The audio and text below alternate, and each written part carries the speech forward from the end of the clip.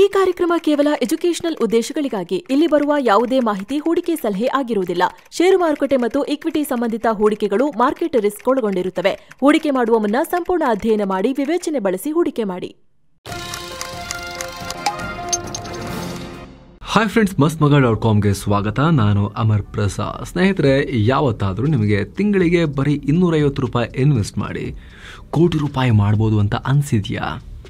250 ರೂಪಾಯಿ SIPಯಿಂದ ಕೋಟಿ ರೂಪಾಯಿ, ಇದು ಅಸಾಧ್ಯ ಅಂತ ಅನ್ನಿಸ್ಬೋದು. ಆದರೆ ಖಂಡಿತ ಶಿಸ್ತಿನಿಂದ ಕೇರ್ಫುಲ್ ಆಗಿ ಒಂದು ಲಾಂಗ್ ಟರ್ಮ್ನ ಪ್ಲಾನ್ ಮಾಡಿಕೊಂಡ್ರೆ, ಏನು ಹೇಳಿ, ಶಿಸ್ತಿನಿಂದ ಕೇರ್ಫುಲ್ ಆಗಿ ಒಂದು ಲಾಂಗ್ ಟರ್ಮ್ನ ಪ್ಲಾನ್ ಮಾಡಿಕೊಂಡ್ರೆ 250 ರೂಪಾಯಿಗಳ ಚಿಕ್ಕ ಚಿಕ್ಕ SIP ಮೂಲಕ ಕೋಟಿಗಳ ಕಾರ್ಪಸನ್ನು ಬಿಲ್ಡ್ ಮಾಡೋಕ್ಕೆ ಆಗತ್ತೆ.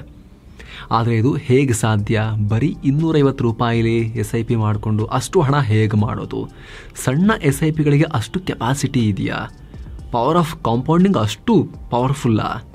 ಅಸಲಿಗೆ ಈ SIP ಅಂದ್ರೇನು? ಸಣ್ಣ SIPಗಳ ಮೂಲಕ ಕೋಟಿ ಸಂಪಾದನೆಗೆ ಹೆಲ್ಪ್ ಮಾಡೋ ETFಗಳು ಏನು? ಎಲ್ಲವನ್ನ ಈ ವರದಿಯಲ್ಲಿ ನೋಡ್ತಾ ಹೋಗೋಣ. ಕಡತನಕ ಮಿಸ್ ಮಾಡಿದೆ ನೋಡಿ. ಏನಿದು SIP ETF? ನಿಮಗೆ ಗೊತ್ತಿರುತ್ತೆ, SIP ಅಂದರೆ ಸಿಸ್ಟಮ್ಯಾಟಿಕ್ ಇನ್ವೆಸ್ಟ್ಮೆಂಟ್ ಪ್ಲಾನ್ ಅಂತ. ರೆಗ್ಯುಲರ್ ಹಾಗೂ ಸಿಸ್ಟಮ್ಯಾಟಿಕ್ ಆಗಿ ಒಂದು ಫಿಕ್ಸೆಡ್ ಅಮೌಂಟನ್ನು ಮ್ಯೂಚುವಲ್ ಫಂಡ್ಗಳಲ್ಲಿ ಅಥವಾ ಷೇರುಗಳಲ್ಲಿ ಅಥವಾ ಯಾವುದೇ ರೀತಿಯ ಹೂಡಿಕೆ ಇನ್ಸ್ಟ್ರೂಮೆಂಟಲ್ಲಿ ಹಾಕ್ತಾ ಹೋಗೋದನ್ನು ನೀವು SIP ಅಂತ ಕರಿಬೋದು. Daily SIP, monthly SIP, quarterly SIP, annual SIP, ಈ ರೀತಿ ಯಾವ ಥರ ಬೇಕಾದರೂ ಮಾಡ್ಕೋಬೋದು. ನಿರ್ದಿಷ್ಟ ಸಂವಿಧಾನ ಏನಿಲ್ಲ, ಅದಕ್ಕೆ ರೂಲ್ಸ್ ಇಲ್ಲ. ಆ ಹಣ ನೀವು ಹಾಕಿರೋ ಆ ಇನ್ವೆಸ್ಟ್ಮೆಂಟ್ ಇನ್ಸ್ಟ್ರೂಮೆಂಟಲ್ಲಿ ಬೆಳೀತಾ ಹೋಗೋದು ನಿಮ್ಮ ಲೆಕ್ಕಾಚಾರ. SIPಗಳು ಕೆಲಸ ಮಾಡೋದು 2 ಪ್ರಿನ್ಸಿಪಲ್ ಮೇಲೆ. ಒಂದು ರುಪಿ ಕಾಸ್ಟ್ ಆ್ಯಾವರೇಜಿಂಗ್, ಇನ್ನೊಂದು ಕಾಂಪೌಂಡಿಂಗ್. ರುಪಿ ಕಾಸ್ಟ್ ಆ್ಯಾವರೇಜಿಂಗ್ ಅಂದರೆ SIPಯಲ್ಲಿ ನೀವು ಹೂಡಿಕೆ ಮಾಡುವಾಗ ಮಾರ್ಕೆಟ್ ಕಂಡೀಷನ್ ಲೆಕ್ಕಕ್ಕೆ ಬರಲ್ಲ. ಲಾಂಗ್ ಟರ್ಮಿಗಿದು. ಮಾರ್ಕೆಟ್ ಜಾಸ್ತಿ ಇದ್ದಾಗಲೂ ನೀವು ಹಾಕ್ತಾ ಹೋಗ್ತೀರಿ, ಮಾರ್ಕೆಟ್ ಲೋ ಇದ್ದಾಗಲೂ ನೀವು ಹಾಕ್ತಾ ಹೋಗ್ತೀರಿ. ಜಾಸ್ತಿ ಇದ್ದಾಗ ಹಾಕ್ತಾ ಹೋದಾಗ ನಿಮಗೆ ಕಮ್ಮಿ ಅದಕ್ಕೆ ಶೇರ್ಸೋ ಯೂನಿಟ್ಸೋ ಬಂದಿರುತ್ತೆ. ಮಾರ್ಕೆಟ್ ಬಿದ್ದಾಗಲೂ ನೀವು ಅದೇ ಅಮೌಂಟ್ ಹಾಕ್ತಾ ಹೋಗ್ತೀರಿ, ಆಗ ಅದೇ ಅಮೌಂಟಿಗೆ ಜಾಸ್ತಿ ಯೂನಿಟ್ಸ್ ಮತ್ತು ಜಾಸ್ತಿ ಶೇರ್ಸ್ ಬಂದಿರುತ್ತೆ. ಈ ರೀತಿ ಆ್ಯಾವ್ರೇಜ್ ಆಗ್ತಾ ಹೋಗುತ್ತೆ. ಏನೋ ಕಾಂಪೌಂಡಿಂಗ್ ಅಂದರೆ ನಮ್ಮ ಹೂಡಿಕೆಗೆ ಬರೋ ರಿಟರ್ನ್ಸ್ ಕೂಡ ಮತ್ತೆ ಇನ್ವೆಸ್ಟ್ ಆಗಿ ನಮಗೆ ಹೆಚ್ಚೆಚ್ಚು ರಿಟರ್ನ್ಸ್ ತಂದು ಕೊಡುತ್ತೆ. ಇವೆರಡು ಬೆನಿಫಿಟ್ಸ್ ಮ್ಯೂಚುವಲ್ ಫಂಡ್ಗಳಲ್ಲಿ ನಿಮಗೆ ಸಿಗುತ್ತೆ. ಆದರೆ ಮ್ಯೂಚುವಲ್ ಫಂಡ್ಸಲ್ಲಿ ಏನಾಗುತ್ತೆ ಅಂತ ಹೇಳಿದ್ರೆ, ನೀವು ಒಂದೊಂದು ಯೂನಿಟ್ ಎಲ್ಲ ತಗೊಳಕ್ಕಾಗಲ್ಲ. ಮಿನಿಮಮ್ ಇಂತಿಷ್ಟು ಅಮೌಂಟ್ ಅಂತ ಹೂಡಿಕೆ ಮಾಡಬೇಕಾಗತ್ತೆ. NAV ಪ್ರಕಾರ ಎಷ್ಟು ಯೂನಿಟ್ಸ್ ಬರಬೇಕು ಅಷ್ಟು ಬರುತ್ತೆ. ಇನ್ನೊಂದು ಆಪ್ಷನ್ ಇದೆ, ETFಗಳು ಅಥವಾ ಎಕ್ಸ್ಚೇಂಜ್ ಟ್ರೇಡೆಡ್ ಫಂಡ್ಸ್. ಇವು ಒಂದಷ್ಟು ಸ್ಟಾಕ್ಗಳ ಕಲೆಕ್ಷನ್ ಅಥವಾ ಸಮೂಹ ಅಂತ ಅಂದ್ಕೊಳ್ಳಿ, ಅಥವಾ ಬಾಂಡ್, ಕಮಾಡಿಟಿ, ಇಂಡೆಕ್ಸ್ಗಳ ಸಮೂಹ. ಉದಾಹರಣೆಗೆ ಬ್ಯಾಂಕಿಂಗ್ ಸ್ಟಾಕ್ಗಳೆಲ್ಲ ಇರೋ ಬ್ಯಾಂಕ್ ETF ಇದೆ, ಬ್ಯಾಂಕ್ ಬೀಸ್ ಅಂತ ಇದ್ದಾವೆ. ಹಾಗೆ ಫಾರ್ಮಾ ಸ್ಟಾಕ್ಗಳಿರೋ ಫಾರ್ಮಾ ETF ಇದೆ. ಗೋಲ್ಡ್ ಮೇಲೆ ಇನ್ವೆಸ್ಟ್ ಮಾಡೋರಿಗೆ ಗೋಲ್ಡ್ ETF ಇದೆ. ನೀವು ಗೋಲ್ಡ್ ETF ಯೂನಿಟ್ಸ್ ಖರೀದಿ ಮಾಡಿದ್ರೆ ನಿಜವಾದ ಚಿನ್ನದ ಓನರ್ಶಿಪ್ ರೆಪ್ರೆಸೆಂಟ್ ಮಾಡೋ ಯೂನಿಟ್ಸ್ ಮೇಲೆ ಹೂಡಿಕೆ ಮಾಡಿದ್ದೀರಿ. ಮ್ಯೂಚುವಲ್ ಫಂಡ್ನವರು ಚಿನ್ನವನ್ನು ಖರೀದಿ ಮಾಡಲಿಟ್ಟಿರ್ತಾರೆ ಅಂತ ಅರ್ಥ. ಅಡ್ವಾಂಟೇಜ್ ಏನು ಅಂದರೆ, ನಿಮಗೆ ಮೇಕಿಂಗ್ ಚಾರ್ಜಸ್ ಆ ಥರದ್ದು ಯಾವುದು ಕೂಡ ಇಲ್ಲಿ ಬರೋದಿಲ್ಲ. ಫಿಸಿಕಲ್ ಆಗಿ ಚಿನ್ನ ತಗೊಳ್ಳೋದ್ರ ಬದಲು ಇವುಗಳ ಮೇಲೆ ಹೂಡಿಕೆ ಕೂಡ ಮಾಡ್ಬೋದು. 60-70 ರೂಪಾಯಿಂದಲೂ ಕೂಡ ಒಂದೊಂದು ಯೂನಿಟನ್ನು ಖರೀದಿ ಮಾಡೋಕ್ಕಾಗತ್ತೆ. ಸೇಮ್ ಟೈಮ್ ನಿಮಗೆ ಮಿಡ್ ಕ್ಯಾಪ್ 150 ಇಂಡೆಕ್ಸ್ ಫಂಡ್ಸ್ ಇದ್ದಾವೆ, ಸ್ಮಾಲ್ ಕ್ಯಾಪ್ 250 ಇಂಡೆಕ್ಸ್ ಫಂಡ್ಸ್ ಇದ್ದಾವೆ. 250, 220, 270 ರೂಪಾಯಿಗೆಲ್ಲ ಬೇರೆ ಬೇರೆ ಅಸೆಟ್ ಮ್ಯಾನೇಜ್ಮೆಂಟ್ ಕಂಪನಿಗಳು ETFಗಳನ್ನು ಲಾಂಚ್ ಮಾಡಿದ್ದಾವೆ.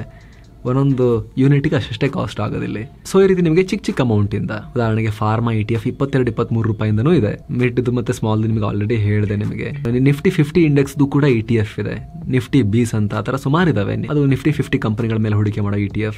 ಅದು ಕೂಡ ನಿಮಗೆ 200 ರೂಪಾಯಿ ಆಸುಪಾಸಲ್ಲಿ ನಿಮಗೆ ಒಂದು ಯೂನಿಟ್ ಸಿಗುತ್ತೆ. ಈ ರೀತಿ 250-200 ರೂಪಾಯಿಗಳ ಈ ಚಿಕ್ಕ ಚಿಕ್ಕ ETF-ನಿಂದಲೂ ನೀವು ಹೂಡಿಕೆ ಮಾಡ್ತಾ ಹೋಗ್ಬೋದು, ಕ್ರೋರ್ಪತಿ ಆಗಬಹುದು. ಅದು ಹೇಗೆ ಅಂತ ನಿಮಗೆ ನಾವು ಡೀಟೇಲ್ ಆಗಿ ಎಕ್ಸ್ಪ್ಲೈನ್ ಮಾಡ್ತೀವಿ. ಅದಕ್ಕಿಂತ ಮುಂಚೆ ಸ್ನೇಹಿತರೆ, ಈ ವಿಡಿಯೋದ ಪಾರ್ಟ್ನರ್ಸ್ ಆಗಿರೋ Baroda BNP Paribas energy opportunities fund NFO ಬಂದಿದೆ. ನ್ಯೂ ಫಂಡ್ ಆಫರ್ ಬಂದಿದೆ. ಮ್ಯೂಚುವಲ್ ಫಂಡ್ ಅದು, ಇನ್ಶೂರೆನ್ಸ್ ಸ್ಕೀಮ್ ಅಲ್ಲ. ಇದು pure mutual fund NFO, equity mutual fund NFO. ಇದ್ರ ಬಗ್ಗೆ ನಿಮಗೆ ಕ್ವಿಕ್ ಆಗಿ ಮಾಹಿತಿಯನ್ನು ಕೊಟ್ಬಿಡ್ತೀವಿ. ಇದೊಂದು ವಿಶಿಷ್ಟ ಮ್ಯೂಚುವಲ್ ಫಂಡ್. ಭಾರತದಲ್ಲಿ ವರ್ಷದಿಂದ ವರ್ಷಕ್ಕೆ ಇಂಧನ ಬಳಕೆ, ಅದರಲ್ಲೂ ಕೂಡ ವಿದ್ಯುತ್ ಬಳಕೆ ಜಾಸ್ತಿ ಆಗ್ತಿದೆ. ಯಾವುದೇ ಡೆವಲಪಿಂಗ್ ಎಕಾನಮಿಯಲ್ಲಿ ವರ್ಷದಿಂದ ವರ್ಷಕ್ಕೆ ಜಾಸ್ತಿನೇ ಆಗುತ್ತೆ. ಅದರಲ್ಲೂ ಕೂಡ ಭಾರತ ಅತ್ಯಂತ ವೇಗವಾಗಿ ಡೆವಲಪ್ ಆಗ್ತಿರೋ ಮೇಜರ್ ಎಕಾನಮಿ. ಜೊತೆಗೆ ಸೋಲಾರ್ ರೀತಿ ರಿನ್ಯೂವಬಲ್ ಎನರ್ಜಿಗೆ ಭಾರತದಲ್ಲಿ ಸಿಕ್ಕಾಪಟ್ಟೆ ಡಿಮ್ಯಾಂಡ್ ಇದೆ. ಸರ್ಕಾರ ಕೂಡ ಸಾವಿರಾರು ಕೋಟಿ ರೂಪಾಯಿ ಖರ್ಚು ಮಾಡ್ತಿದೆ, ರಿನ್ಯೂವಬಲ್ ಎನರ್ಜಿಗೆ ಪ್ರೋತ್ಸಾಹ ಕೊಡ್ತಿದೆ. ಸೊ ನಿಮಗೇನಾದರೂ ಎನರ್ಜಿ ಸೆಕ್ಟರ್ನಲ್ಲಿ ಹೂಡಿಕೆ ಮಾಡೋ ಆಸಕ್ತಿ ಇದ್ದರೆ ಈ ಮ್ಯೂಚುವಲ್ ಫಂಡ್ ನಿಮಗೆ ಉತ್ತಮ ಆಯ್ಕೆಯಾಗ್ಬೋದು. ನೀವು ಸ್ಕ್ರೀನ್ ಮೇಲೆ ನೋಡ್ತಾ ಇದ್ದೀರಿ, ನಿಫ್ಟಿ 500 TRI ಇಂಡೆಕ್ಸ್ ರಿಟರ್ನ್ಸ್ಗಿಂತ ನಿಫ್ಟಿ ಎನರ್ಜಿ ಇಂಡೆಕ್ಸ್ನ ರಿಟರ್ನ್ಸ್ ಹಿಸ್ಟಾರಿಕಲಿ ಜಾಸ್ತಿ ಇದೆ. ಅಂದರೆ ಬ್ರಾಡ್ ಮಾರ್ಕೆಟನ್ನು ಈ ಎನರ್ಜಿ ಇಂಡೆಕ್ಸ್ ಔಟ್ ಪರ್ಫಾರ್ಮ್ ಮಾಡಿದೆ. ಜೊತೆಗೆ ಭಾರತದಲ್ಲಿ ಮುಂದಿನ 2 ದಶಕಗಳಲ್ಲಿ ಮಿಡಲ್ ಕ್ಲಾಸ್ ಜನರ ಸಂಖ್ಯೆ ಇನ್ನಷ್ಟು ಹೆಚ್ಚಾಗುತ್ತೆ. ಜನರ ಇನ್ಕಮ್ ವೃದ್ಧಿ ಆದಂತೆ ಅವರ ಎನರ್ಜಿ ಕನ್ಸಂಪ್ಷನ್ ಜಾಸ್ತಿ ಆಗುತ್ತೆ, ಎನರ್ಜಿ ಡಿಮಾಂಡ್ ಕೂಡ ಆ ಮೂಲಕ ಜಾಸ್ತಿ ಆಗುತ್ತೆ. ಆ ಮೂಲಕ ಎನರ್ಜಿ ಸೆಕ್ಟರ್ ಕಂಪನಿಗಳ ಪರ್ಫಾರ್ಮೆನ್ಸ್ ಕೂಡ ಹೆಚ್ಚಾಗೋ ಹೋಪ್ಸ್ ಇದೆ. ಸೊ ಆಯಿಲ್ ರಿಫೈನಿಂಗ್, ಮೈನಿಂಗ್ ಮತ್ತು ಆಯಿಲ್ ಎಕ್ಸ್ಪ್ಲೋರೇಷನ್ ಕಂಪನಿಗಳು, ಆಯಿಲ್ ಮಾರ್ಕೆಟಿಂಗ್, ಪವರ್ ಟ್ರಾನ್ಸ್ಮಿಷನ್ ಕಂಪನಿಗಳು, ಹಾಗೆ ರಿನ್ಯೂವಬಲ್ ಎನರ್ಜಿ ಸೋಲಾರ್ ಕಂಪನಿಗಳು, ಇವುಗಳೆಲ್ಲರ ಮೇಲೆ ಹೂಡಿಕೆ ಮಾಡೋಕ್ಕೆ ಆಸಕ್ತಿ ಇರೋರು ಈ ಸೆಕ್ಟೋರಲ್ ಥಿಮ್ಯಾಟಿಕ್ ಮ್ಯೂಚುವಲ್ ಫಂಡ್ ಇದು. ಡಿಸ್ಕ್ರಿಪ್ಷನ್ ಹಾಗೂ ಪಿನ್ ಮಾಡಿರೋ ಕಾಮೆಂಟ್ನಲ್ಲಿ ನಾವು ಲಿಂಕನ್ನು ಕೊಟ್ಟಿರ್ತೀವಿ. ಅಲ್ಲಿ ಕ್ಲಿಕ್ ಮಾಡೋ ಮೂಲಕ ಈ Baroda BNP Paribas energy opportunities ಫಂಡನ್ನು ನೀವು ಚೆಕ್ ಮಾಡ್ಬೋದು. ಆಸಕ್ತರು NFO ಪೀರಿಯಡ್ನಲ್ಲಿ, NFO ಪ್ರೈಸ್ನಲ್ಲಿ, ಅಟ್ರಾಕ್ಟಿವ್ ಪ್ರೈಸ್ನಲ್ಲಿ ನೀವು ಇದಕ್ಕೆ ಸಬ್ಸ್ಕ್ರೈಬ್ ಕೂಡ ಆಗಬಹುದು. ಕೇವಲ 1,000 ರೂಪಾಯಿಯ SIP ನಿಂದಲೂ ಕೂಡ ನೀವು ಈ ಈಕ್ವಿಟಿ ಮ್ಯೂಚುವಲ್ ಫಂಡ್ನಲ್ಲಿ ಹೂಡಿಕೆಯನ್ನು ಶುರು ಮಾಡ್ಬೋದು. ಎನರ್ಜಿ ಸೆಕ್ಟರ್ನಲ್ಲಿ ಹೂಡಿಕೆ ಮಾಡ್ಬೋದು. ಲಾಂಗ್ ಟರ್ಮ್ಗೆ ಈ ಸೆಕ್ಟರ್ನಲ್ಲಿ ನಿಮಗೆ ಗುಡ್ ಗ್ರೋತ್ ಕಾಣಿಸ್ತಾ ಇದೆ ಅಂತ ಹೇಳಿದ್ರೆ ಡಿಸ್ಕ್ರಿಪ್ಷನ್ ಹಾಗೂ ಪಿನ್ ಕಾಮೆಂಟ್ನಲ್ಲಿ ಲಿಂಕ್ ಇದೆ. ಆಸಕ್ತರು ಮಿಸ್ ಮಾಡದೆ ಚೆಕ್ ಮಾಡಿ. ಬನ್ನಿ ಈಗ ವರದಿಯಲ್ಲಿ ಮುಂದುವರಿಯೋಣ. ಸ್ನೇಹಿತರೆ, ಮಾರ್ಕೆಟ್ ಎಕ್ಸ್ಪರ್ಟ್ಗಳು ಪ್ರತಿಯೊಬ್ಬರು 3-5 SIP ಇಟ್ಕೋಬೇಕು ಅಂತ ರೆಕಮೆಂಡ್ ಮಾಡ್ತಾರೆ. ಯಾಕಂದರೆ ಬೇರೆ ಬೇರೆ ಸೆಕ್ಟರ್ನಲ್ಲಿ ಹೂಡಿಕೆ ಮಾಡಿದ್ರೆ ನಿಮ್ಮ ಪೋರ್ಟ್ಫೋಲಿಯೋಗೆ ಡೈವರ್ಸಿಟಿ ಸಿಗುತ್ತೆ. ಬೇರೆ ಬೇರೆ ಮಾರ್ಕೆಟ್ ಕ್ಯಾಪ್ ಮತ್ತು ಸೆಕ್ಟರ್ಗಳದ್ದು ನಿಮ್ಮ ಹತ್ರ ಪೋರ್ಟ್ಫೋಲಿಯೋದಲ್ಲಿ ಇರಬೇಕು ಅಂತ. ಕೇವಲ ಗೋಲ್ಡ್ ETF ಮೇಲೆ ಮಾತ್ರ ಹೂಡಿಕೆ ಮಾಡಿದ್ರೆ ಆಗಲ್ಲ. ಅದೇ ರೀತಿ ಬರೀ ಒಂದು ಸ್ಮಾಲ್ ಕ್ಯಾಪ್ ಫಂಡ್ ಮಾತ್ರ ಇಟ್ಟರೆ ಆಗಲ್ಲ, ಬರೀ ಲಾರ್ಜ್ ಕ್ಯಾಪ್ ಮಾತ್ರ ಇಟ್ಟರೂ ಕೂಡ ಆಗೋದಿಲ್ಲ. ಸೊ 4-5 ETF ಮೇಲೆ ಹಣವನ್ನು ಹಾಕಬಹುದು. ETFಗಳು ಸ್ನೇಹಿತರೆ ಪ್ಯಾಸಿವ್ ಆಗಿರ್ತವೆ. ಅಂದರೆ ಇಂಡೆಕ್ಸ್ ಹೇಗೆ ಪರ್ಫಾರ್ಮ್ ಮಾಡುತ್ತೋ ಅದರಂತೆ ಇದರಲ್ಲಿ ರಿಟರ್ನ್ ಸಿಗುತ್ತೆ. ಯಾವುದೇ ಫಂಡ್ ಮ್ಯಾನೇಜರ್ ಕೂತ್ಕೊಂಡು ಡಿಸೈಡ್ ಮಾಡಲ್ಲ ಯಾವ ಸ್ಟಾಕ್ ಹೆಕ್ಕಬೇಕು ಅಂತ. ಆಟೋಮೆಟಿಕಲಿ ಆ ಇಂಡೆಕ್ಸ್ನಲ್ಲಿರೋ ಸ್ಟಾಕ್ಗಳ ಮೇಲೆ ಹೂಡಿಕೆ ಆಗುತ್ತೆ. ಹಾಗಾಗಿ ಯಾವಾಗಲೂ ಕೂಡ ಚೆನ್ನಾಗಿ ಪರ್ಫಾರ್ಮ್ ಮಾಡ್ತಿರೋ ಆ ಇಂಡೆಕ್ಸ್ ಒಳಗಡೆ ಇರುವಂತಹ, ಈಗ ನಿಫ್ಟಿ 50 ಇಂಡೆಕ್ಸ್ ಅಂದರೆ ಭಾರತದ ಟಾಪ್ ಕಂಪನಿಗಳ ಮೇಲೆ ಮಾತ್ರ ಹೂಡಿಕೆ ಆಗುತ್ತೆ. ಯಾವ್ದಾರು ಕಂಪನಿ ವೀಕ್ ಆಯಿತು ಅಂದರೆ ನಿಫ್ಟಿ 50 ಅದು ಹೊರಗೆ ಹೋಗ್ಬಿಡುತ್ತಲ್ಲ, ಸೊ ಬೇರೆ ಯಾವ್ದಾರು ಕಂಪನಿ ಬರುತ್ತಲ್ಲ, ಸೊ ಅಲ್ಲಿಗೆ ಹೂಡಿಕೆ ಆಗ್ತಿರುತ್ತೆ. ಅದು ಇಂಡೆಕ್ಸ್ ಫಂಡ್ನ ಸ್ಪೆಷಾಲಿಟಿ. ಅದೇ ರೀತಿ ಮಿಡ್ ಕ್ಯಾಪ್ನಲ್ಲೂ ಅಷ್ಟೇ, ಸ್ಮಾಲ್ ಕ್ಯಾಪ್ನಲ್ಲೂ ಅಷ್ಟೇ ಅದೇ ರೀತಿ ನಿಯಮಗಳು ಅನ್ವಯ ಆಗುತ್ತೆ. ಹೌದು, ಈ ETF ಖರೀದಿ ಮಾಡೋದು ಹೇಗೆ ಅಂತ ಹೇಳಿದ್ರೆ ಸ್ನೇಹಿತರೆ, ETF ಖರೀದಿ ಮಾಡೋಕೆ ನಿಮ್ಮ ಹತ್ರ ಡಿಮ್ಯಾಟ್ ಅಕೌಂಟ್ ಇರಬೇಕು. ಇಲ್ಲಾಂದರೆ ನೀವು ಡೈರೆಕ್ಟಾಗಿ ಮ್ಯೂಚುವಲ್ ಫಂಡ್, ಇಂಡೆಕ್ಸ್ ಮ್ಯೂಚುವಲ್ ಫಂಡ್ಗಳ ಮೂಲಕವೂ ಕೂಡ ಎಕ್ಸ್ಪೋಜರ್ ತಗೋಬೋದು. ಬಟ್ ಅವು ETF ಅಂತ ಕರೆಸ್ಕೊಳ್ಳಲ್ಲ. ETF ಅಂದರೆ ಡಿಮ್ಯಾಟ್ ಅಕೌಂಟ್ ಇರಲೇಬೇಕು. ಡಿಮ್ಯಾಟ್ ಅಕೌಂಟ್ನಲ್ಲಿ ಹೋಗಿ ನೀವು ಶೇರ್ಗಳನ್ನು ಹೆಂಗೆ ಬೈ ಮಾಡ್ತೀರೋ ಅದೇ ರೀತಿ ETF ಯೂನಿಟ್ಸನ್ನು ಬೈ ಮಾಡ್ತಾ ಹೋಗ್ಬೋದು. ಒಂದೊಂದು ಯೂನಿಟ್ನ ಕೂಡ ನೀವು ಬೈ ಮಾಡ್ಬೋದು. ಯಾವುದೇ ಡಿಮ್ಯಾಟ್ ಅಕೌಂಟ್ ಇದ್ರೂ ಕೂಡ ನೀವು ಅದನ್ನು ಮಾಡ್ಕೋಬೋದು. ಸೊ ಈ ರೀತಿ 4-5 ETF ಚೂಸ್ ಮಾಡ್ಕೋಬೋದು. ಅದರಲ್ಲಿ ಒಂದು ಗೋಲ್ಡ್ ETF ಇರಲೇಬೇಕು. ಇದರಲ್ಲಿ ಸಾಕಷ್ಟು ಆಪ್ಷನ್ಸ್ ಇದೆ. ಆಲ್ಮೋಸ್ಟ್ ಎಲ್ಲ AMCಗಳಲ್ಲೂ ಗೋಲ್ಡ್ ETF ಇದೆ. ಗೋಲ್ಡ್ ರೇಟ್ಗೆ ತಕ್ಕಂತೆ ಅದರ ವ್ಯಾಲ್ಯೂ ಹೆಚ್ಚು ಕಮ್ಮಿ ಆಗ್ತಿರುತ್ತೆ. ಆದರೆ ಲಾಂಗ್ ಟರ್ಮ್ನಲ್ಲಿ ಗೋಲ್ಡ್ ರೇಟ್ ಏನಾಗ್ತಿದೆ ಅಂತ ನಿಮಗೂ ಕೂಡ ಗೊತ್ತು. 10 ವರ್ಷಗಳ ಹಿಂದೆ 1 ಗ್ರಾಮ್ ಚಿನ್ನಕ್ಕೆ 3,000 ರೂಪಾಯಿ ಇತ್ತು. ಈಗ 8,000 ಗಡಿ ದಾಟಿದೆ. ಅಂದರೆ 160%ಗಿಂತ ಜಾಸ್ತಿ ರಿಟರ್ನ್ಸ್ ಕೊಟ್ಟಿದೆ. ಆಲ್ಮೋಸ್ಟ್ ಎಲ್ಲ ಗೋಲ್ಡ್ ETFಗಳು 1 ವರ್ಷಕ್ಕೆ 21-22%ಗಿಂತ ಹೆಚ್ಚು ರಿಟರ್ನ್ಸನ್ನು ಪಾಸ್ಟ್ ಪರ್ಫಾರ್ಮೆನ್ಸ್ ತೋರಿಸ್ತಾ ಇವೆ. ಒಂದು ರೀತಿ ಇದು ಮಾರ್ಕೆಟ್ ವೊಲಾಟಿಲಿಟಿಗೆ ಹೆಡ್ಜ್ ರೀತಿ. ಇದು ಮಾರ್ಕೆಟಲ್ಲಿ ತುಂಬ ಏರಿಳಿತಗಳಾದಾಗ ಗೋಲ್ಡ್ ಒಂದು ಸ್ವಲ್ಪ ಸ್ಟೆಬಿಲಿಟಿಯನ್ನು ಕೊಡುತ್ತೆ ನಿಮ್ಮ ಪೋರ್ಟ್ಫೋಲಿಯೋಗೆ. ಗೋಲ್ಡ್ ರೇಟ್ ಕೂಡ ಟ್ರಾನ್ಸ್ಪರೆಂಟ್ ಆಗಿರೋದ್ರಿಂದ ಗೋಲ್ಡ್ ETF ಪರ್ಫಾರ್ಮೆನ್ಸ್ ಕೂಡ ಟ್ರಾನ್ಸ್ಪರೆಂಟ್ ಆಗಿರುತ್ತೆ. ಈಸಿಯಾಗಿ ಮಾನಿಟರ್ ಮಾಡ್ಬೋದು. ಅದೇ ರೀತಿ ಸಿಲ್ವರ್ ETF ಕೂಡ ಇದೆ. ಸಿಲ್ವರ್ ರೇಟ್ಗೆ ತಕ್ಕಂತೆ ಸಿಲ್ವರ್ ETF ಕೂಡ ಪರ್ಫಾರ್ಮ್ ಮಾಡುತ್ತೆ. ಅಗೇನ್ ಎಲ್ಲ AMCಗಳ ಸಿಲ್ವರ್ ETFಗಳಿವೆ. ಐತಿಹಾಸಿಕವಾಗಿ ಸಿಲ್ವರ್ ರೇಟ್ ಜಾಸ್ತಿ ಆಗ್ತಾನೆ ಇದೆ. ಗೋಲ್ಡ್ ಅಟ್ಲೀಸ್ಟ್ ಬರೀ ಜ್ಯುವೆಲ್ರಿ ಅಂತ ಹೇಳ್ಬೋದು, ಆದರೆ ಸಿಲ್ವರ್ದು ಇಂಡಸ್ಟ್ರಿಯಲ್ ಯೂಸ್ ಕೂಡ ಇದೆ. ಕಳೆದ 10 ವರ್ಷಗಳಲ್ಲಿ ಬೆಲೆ ಆಲ್ಮೋಸ್ಟ್ 130% ಹೆಚ್ಚಾಗಿದೆ. ಕೆಲ ಸಿಲ್ವರ್ ETFಗಳು ಕಳೆದ 1 ವರ್ಷದಲ್ಲಿ 20-26% ರಿಟರ್ನ್ಸ್ ಕೊಟ್ಟಿವೆ. ಸೊ ಸಿಲ್ವರ್ ETFಗಳು ಕೂಡ ಲಾಂಗ್ ಟರ್ಮ್ಗೆ ಒಂದು ರೀತಿ ಮೆಟಲ್ಸಲ್ಲಿ, ಪ್ರಿಷಿಯಸ್ ಮೆಟಲ್ಸಲ್ಲಿ ಗೋಲ್ಡ್ ಮತ್ತು ಸಿಲ್ವರನ್ನು, ಈ 2 ETFಗಳನ್ನು ಕೂಡ ನೀವು ಕನ್ಸಿಡರ್ ಮಾಡ್ಬೋದು. ಹಾಗೆ ನಿಫ್ಟಿ 50 ETF. ನಿಫ್ಟಿ 50 ದೇಶದ ಟಾಪ್ 50 ಕಂಪನಿಗಳ ಮಾರ್ಕೆಟ್ ಕ್ಯಾಪಿಟಲನ್ನು ರೆಪ್ರೆಸೆಂಟ್ ಮಾಡುತ್ತೆ. ಒಟ್ಟಾರೆಯಾಗಿ ಭಾರತದ ಸ್ಟಾಕ್ ಮಾರ್ಕೆಟ್ ಬೆಳವಣಿಗೆಯನ್ನು ರೆಪ್ರೆಸೆಂಟ್ ಮಾಡುತ್ತೆ. ಸೊ ETF ಆಯ್ಕೆ ಮಾಡುವಾಗ ಒಂದು ನಿಫ್ಟಿ 50 ಇಂಡೆಕ್ಸ್ನ ETF ಆಯ್ಕೆ ಮಾಡ್ಕೊಳ್ಳೋದ್ರಿಂದ ನಿಮಗೆ ಸ್ಟೇಬಲ್ ಪೋರ್ಟ್ಫೋಲಿಯೋ ಬಿಲ್ಡ್ ಮಾಡೋಕ್ಕೆ ಸಹಾಯ ಆಗ್ಬೋದು. ಯಾಕಂದರೆ ನಿಫ್ಟಿ 50 ನಿಮಗೆ ಮಿಡ್, ಸ್ಮಾಲ್ ಮತ್ತು ಉಳಿದ ಯಾವುದೇ ರೀತಿ ETF ಕಂಪೇರ್ ಮಾಡಿದ್ರು ಕೂಡ ಸ್ಟೇಬಲ್ ETF ಇದು. ನಿಫ್ಟಿ 50 ಆಧಾರಿತ ETF. ಅದರಲ್ಲಿ ನಿಫ್ಟಿ ETF ಅಂತ ಇದೆ, ನಿಫ್ಟಿ ಬೀಸ್ ಅಂತಿದೆ, ಬೇರೆ ಬೇರೆ AMCದು ಬೇರೆ ಬೇರೆ ಹೆಸರುಗಳಿದ್ದಾವೆ. ಈ ಇಂಡೆಕ್ಸ್ ಆಧಾರಿತ ETFಗಳು ಚೆಕ್ ಮಾಡ್ಕೊಳ್ಳಿ ಕರೆಕ್ಟಾಗಿ ನೀವು ಮಾಡೋದಂತಾದರೆ. ಈಗ ತಾನೇ ಹೂಡಿಕೆ ಮಾಡೋಕ್ಕೆ ಆರಂಭ ಮಾಡಿರೋರಿಗೆ, ಬಿಗಿನರ್ಸ್ಗೆ ನಿಫ್ಟಿ 50 ವೆರಿ ಇಂಪಾರ್ಟೆಂಟ್ ETF ಆಗ್ಬೋದು.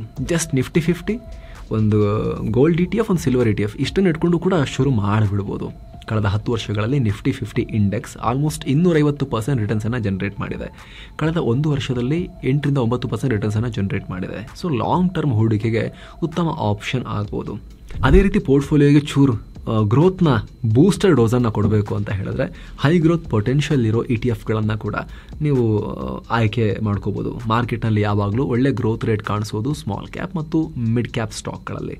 ನಿಫ್ಟಿ ಸ್ಮಾಲ್ ಕ್ಯಾಪ್ 250 ಇಂಡೆಕ್ಸ್ ಕಳೆದ 5 ವರ್ಷಗಳಲ್ಲಿ ಆ ಇಂಡೆಕ್ಸ್ 200%ಗಿಂತ ಹೆಚ್ಚು ರಿಟರ್ನ್ಸ್ ಜನರೇಟ್ ಮಾಡಿದೆ.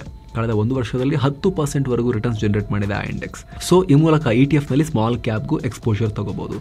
ಸ್ಮಾಲ್ ಕ್ಯಾಪ್ 250 ಇಂಡೆಕ್ಸ್ನಲ್ಲಿ 250 ಕಂಪನಿ ಇರೋದ್ರಿಂದ ಸೆಕ್ಟರ್ ಡೈವರ್ಸಿಟಿ ಇರುತ್ತೆ. ಸ್ಮಾಲ್ ಕ್ಯಾಪ್ ಒಂದು ಸ್ಟಾಕ್ ಪಿಕ್ ಮಾಡೋದಕ್ಕಿಂತ ಇದರಲ್ಲಿ ನಿಮಗೆ ರಿಸ್ಕ್ ಸ್ವಲ್ಪ ಸ್ಪ್ರೆಡ್ ಆಗುತ್ತೆ. ಇನ್ನು ನಿಫ್ಟಿ ಮಿಡ್ ಕ್ಯಾಪ್ 150 ಇಂಡೆಕ್ಸ್ ಕೂಡ ಇದೆ. ಹಲವಾರು ETF-ಗಳಿದ್ದಾವೆ. 200%ಗೂ ಹೆಚ್ಚು ರಿಟರ್ನ್ಸನ್ನು ಜನರೇಟ್ ಮಾಡಿದೆ.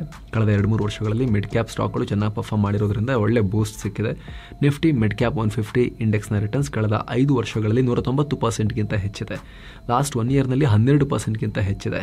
ಸೊ ಈ ಸ್ಮಾಲ್ ಕ್ಯಾಪ್ 250 ಇಂಡೆಕ್ಸ್ ಆಗಿರ್ಬೋದು, ಮಿಡ್ 150 ಇಂಡೆಕ್ಸ್ ಆಗಿರ್ಬೋದು, ಈ ಇಂಡೆಕ್ಸ್ಗಳದ್ದು ಕೂಡ ಹಲವಾರು AMCಗಳದ್ದು ಹಲವಾರು ETF ಇದೆ. ಪ್ರಾಪರ್ ರಿಸರ್ಚ್ ಮಾಡ್ಕೊಂಡು ನೀವು ಕೂಡ ಪೋರ್ಟ್ಫೋಲಿಯೋ ಬಿಲ್ಡ್ ಮಾಡ್ಕೋಬಹುದು. ಸೊ ಈ 5 ETF-ನಲ್ಲಿ ಹೂಡಿಕೆ ಮಾಡ್ತೀವಿ ಅಂದರೆ ಒಂದು ಗೋಲ್ಡ್ ETF, ಒಂದು ಸಿಲ್ವರ್ ETF, ಯಾವುದಾದ್ರೂ ಒಂದು ನಿಫ್ಟಿ 50 ETF, ಯಾವುದಾದ್ರೂ ಒಂದು ಸ್ಮಾಲ್ ಕ್ಯಾಪ್ 250 ಇಂಡೆಕ್ಸ್ನ ETF, ಯಾವುದಾದ್ರೂ ಒಂದು ಮಿಡ್ ಕ್ಯಾಪ್ 150 ಇಂಡೆಕ್ಸ್ನ ETF, ಎಲ್ಲದರಲ್ಲೂ ಒಂದೊಂದು ETF-ನಲ್ಲಿ ಹೂಡಿಕೆ ಮಾಡ್ತೀವಿ ಅಂದರೆ ನೀವು ಆಗಲೇ ಹೇಳಿದ ಹಾಗೆ ಅವುಗಳ ಪ್ರೈಸ್ ಕೂಡ ನೀವು ಸ್ಕ್ರೀನ್ ಮೇಲೆ ನೋಡ್ತಾ ಇದ್ದೀರಾ. ಮ್ಯಾಕ್ಸಿಮಮ್ ಅಂದರೆ 250-220 ರೂಪಾಯಿ ಇದ್ದಾವೆ ಒಂದೊಂದು ಯೂನಿಟ್ಗೆ. ಗೋಲ್ಡ್ ಎಲ್ಲ 60 ರೂಪಾಯಿ 62 ರೂಪಾಯಿ ಇದ್ದಾವೆ. ಸಿಲ್ವರ್ ಕೂಡ ನೀವು ನೋಡ್ತಾ ಇದ್ದೀರಿ, ಪ್ರೈಸ್ ಇಲ್ಲಿ ನೋಡ್ತಾ ಇದ್ದೀರಿ. ಅದೇ ರೀತಿ ಫಾರ್ಮಾ ಕೂಡ 20 ರೂಪಾಯಿಂದೆಲ್ಲ ನಿಮಗೆ ಒಂದೊಂದು ಯೂನಿಟ್ ಸಿಗೋ ETF-ಗಳಿದ್ದಾವೆ. ಇವುಗಳಲ್ಲೆಲ್ಲ ನೀವು ಹೂಡಿಕೆ ಮಾಡ್ಬೋದು. ಹೆಚ್ಚಂದ್ರೆ ನಿಮಗೆ ತಿಂಗಳಿಗೆ 1-1.5 ರೂಪಾಯಿ ಆಗ್ಬೋದು. ಇದರಲ್ಲಿ ಪ್ರತಿಯೊಂದರಲ್ಲೂ ಒಂದೊಂದು ಯೂನಿಟ್ ತಗೊಳ್ತೀನಿ ಅಂತ ಹೇಳಿದ್ರೆ 250, 220, 60 ರೂಪಾಯಿ, 20 ರೂಪಾಯಿ ಲೆಕ್ಕದಲ್ಲಿ ತಗೊಳ್ತೀವಿ ಅಂದರೆ ಆ್ಯಾವ್ರೇಜ್ ಆಗಿ 250 ರೂಪೀಸ್ ಒಳಗಡೆ ಬಂದುಬಿಡುತ್ತೆ. ನೀವೊಂದು 5ರಲ್ಲೂ ಹಾಕ್ತೀರಂದರೆ 1,500 ರೂಪಾಯಿ ಒಳಗಡೆ ನಿಮಗೆ ಮುಗಿದು ಹೋಗಿಬಿಡುತ್ತೆ ಅಲ್ವಾ. ನೀವು ಸ್ವಲ್ಪ ಹೊತ್ತು ಮುಂಚೆ ಅಷ್ಟೇ ನೋಡೋದು ಹಾಗೆ ಕಳೆದ 1 ವರ್ಷದಲ್ಲೇ gold silver 22-26%, Nifty 50 8%, small cap mid cap ಇಂಡೆಕ್ಸ್ಗಳು ಆಲ್ಮೋಸ್ಟ್ 10-12% ಮೇಲೆ ರಿಟರ್ನ್ಸ್ ಜನರೇಟ್ ಮಾಡಿವೆ. ಲಾಂಗ್ ಟರ್ಮ್ನಲ್ಲಂತೂ 20-30% ಎಲ್ಲ ಕೊಟ್ಟಿರೋದು ನೀವು ನೋಡಿದ್ರಿ. ಆ್ಯಾವ್ರೇಜ್ 15% ಅಂತ ಇಟ್ಕೊಂಡ್ರು ಕೂಡ ನೀವು ಒಂದೊಂದು ETF-ಗೆ ಜಸ್ಟ್ 250 ರೂಪಾಯಿ ಆ್ಯಾವ್ರೇಜ್ನಲ್ಲಿ ಹಾಕ್ತಾ ಹೋದರೂ ಕೂಡ ನಿಮ್ಮ ವರ್ಕಿಂಗ್ ಇಯರ್ಸ್ನಲ್ಲೇ ನಿಮ್ಮ ಸೇವಿಂಗ್ಸ್ 1 ಕೋಟಿ ರೂಪಾಯಿ ಗಡಿ ದಾಟಿಬಿಡುತ್ತೆ. ತಿಂಗಳಿಗೆ 5 ETF-ಗೆ 1205 ರೂಪಾಯಿ ಆದರೂ ಕೂಡ ವರ್ಷಕ್ಕೆ 15,000 ರೂಪಾಯಿ ಆಯಿತು. 31 ವರ್ಷಕ್ಕೆ 4.65 ಲಕ್ಷ ಹೂಡಿಕೆ ಮಾಡಿರ್ತೀರಿ. 31 ವರ್ಷ ಪೀರಿಯಡ್ನಲ್ಲಿ ನೀವು ಸ್ಕ್ರೀನ್ ಮೇಲೂ ಕೂಡ ಲೆಕ್ಕಾಚಾರ ನೋಡ್ತಾ ಇದ್ದೀರಿ. 15% ರಿಟರ್ನ್ಸ್ ಲೆಕ್ಕದಲ್ಲೂ ಕೂಡ ಆ 4.65 ಲಕ್ಷ ರೂಪಾಯಿಗೆ 1 ಕೋಟಿ ರೂಪಾಯಿ ಅಷ್ಟು ಗ್ರೋತ್ ಆಗಿರುತ್ತೆ ಟೋಟಲ್. ಆದರೆ ಡೆಫಿನೆಟ್ಲಿ ಲಾಂಗ್ ಪೀರಿಯಡ್ ಇದು. ಯಾಕಂದರೆ ಹೂಡಿಕೆ ಕಮ್ಮಿ ಅಲ್ವಾ. 250 ರೂಪಾಯಿ ಆ್ಯಾವ್ರೇಜ್ ಇದು. ತಿಂಗಳಿಗೆ 1,250 ರೂಪಾಯಿ 1,500 ರೂಪಾಯಿ ರೇಂಜ್ ಒಳಗಡೆ ನಾವು ಹೂಡಿಕೆ ಮಾಡ್ತಿರೋದು. 200-250 ರೂಪಾಯಿ ಆ್ಯಾವ್ರೇಜ್ SIP-ಯಲ್ಲಿ. ಸೊ ಲಾಂಗ್ ಟೈಮ್ ಬೇಕಾಗುತ್ತೆ ನಿಮಗೆ ಕೋಟಿಯನ್ನು ಅಚೀವ್ ಮಾಡೋಕ್ಕೆ.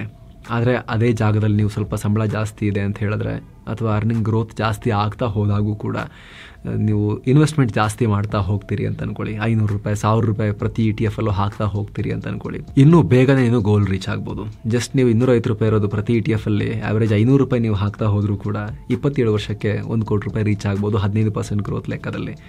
ಒಂದೊಂದು ETF-ಗೂ ನೀವು 1,000 ರೂಪಾಯಿ ಹಾಕಿದ್ರೆ ಅದೇ 15% ಗ್ರೋತ್ ಆಗಿಬಿಟ್ರೆ 22 ವರ್ಷಕ್ಕೆ ನಿಮ್ಮ ಸೇವಿಂಗ್ಸ್ 1 ಕೋಟಿಗೆ ರೀಚ್ ಆಗಿಬಿಡುತ್ತೆ. ನಿಮ್ಮ ಇನ್ವೆಸ್ಟ್ಮೆಂಟ್ ಕಾರ್ಪಸ್ ರೀಚ್ ಆಗಿಬಿಟ್ಟಿರುತ್ತೆ.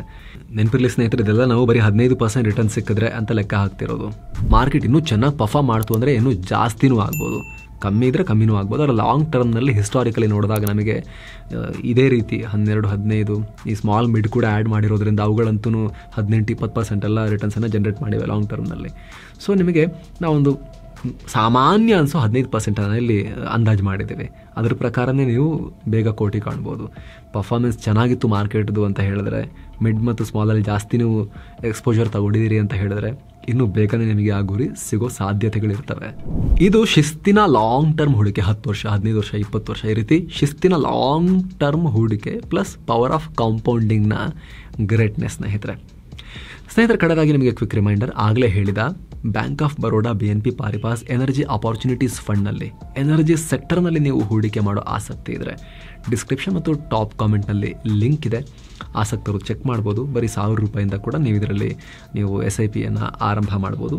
ಡಿಸ್ಕ್ರಿಪ್ಷನ್ ಮತ್ತು ಪಿನ್ ಮಾಡಿರೋ ಕಾಮೆಂಟ್ನಲ್ಲಿ ಈ ಮ್ಯೂಚುವಲ್ ಫಂಡ್ನ, ಈ ಈಕ್ವಿಟಿ ಮ್ಯೂಚುವಲ್ ಫಂಡ್ನ Baroda BNP Paribas energy sector ಫಂಡ್ನ ಲಿಂಕ್ ಇದೆ. ಆಸಕ್ತರು ಚೆಕ್ ಮಾಡಿ ಸಬ್ಸ್ಕ್ರೈಬ್ ಆಗಬಹುದು. Thank you so much. ಮತ್ತೆ ಭೇಟಿ ಆಗ್ತಿರೋಣ. ನಮಸ್ತೆ.